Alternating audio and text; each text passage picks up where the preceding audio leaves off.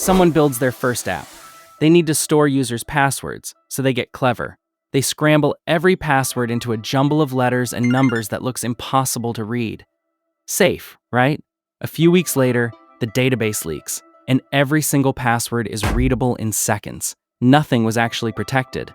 The mistake? They mixed up 3 words that sound almost the same: encoding, encryption, and hashing. Learn to tell these 3 apart, and a huge part of security clicks into place. Start with encoding, because it's the one people trust by accident. Encoding just changes the shape of data so a computer can carry it safely. Picture sending a photo through a system that only understands plain text. You turn the picture into a long string of ordinary letters and numbers, a format called base 64, and now it travels fine. Same idea with web links. A space or an odd symbol can break a link, so it gets swapped for a safe code instead.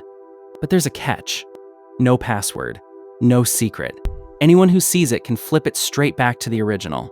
Encoding was never about hiding anything, only about moving it. Now change the goal. You don't want data carried. You want it hidden. That's encryption. You take your message and scramble it using a key, which is really just a secret password. Without that key, what's left looks like pure noise. With it, the message snaps right back. When you send your card details to a bank, this is what's protecting them. Even if someone grabs the data on the way, it's meaningless to them. There are 2 flavors. Sometimes both sides share one identical key, the style behind something called AES. Other times, there's a public key that locks the box and a separate private key that unlocks it. The idea behind RSA. Different setups, same promise. No key, no reading. Encoding flips back. Encryption flips back with a key. Hashing? Never flips back. Feed in any data, a single word or a whole movie file, and hashing crushes it into a short fingerprint of fixed length. Change 1 comma in the original, and that fingerprint comes out completely different, but you cannot run it in reverse. There's no key that undoes it, because the original is truly gone.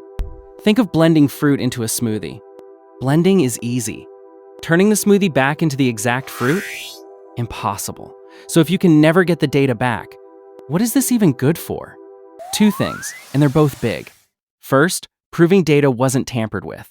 You send a file along with its fingerprint. The other side fingerprints the file again and compares. A match means untouched. One changed character, and the fingerprints disagree instantly. Second, storing passwords the safe way.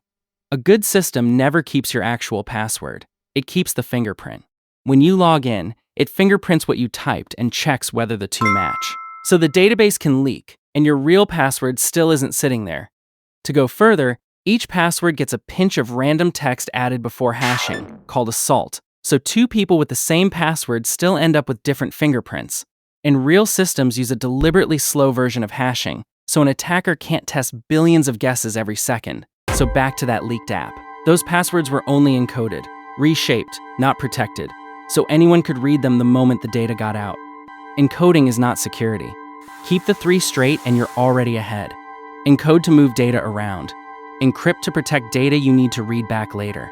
Hash to verify data and to store passwords. One question worth sitting with. The apps you open every day. Which of these 3 do you think they're using on yours?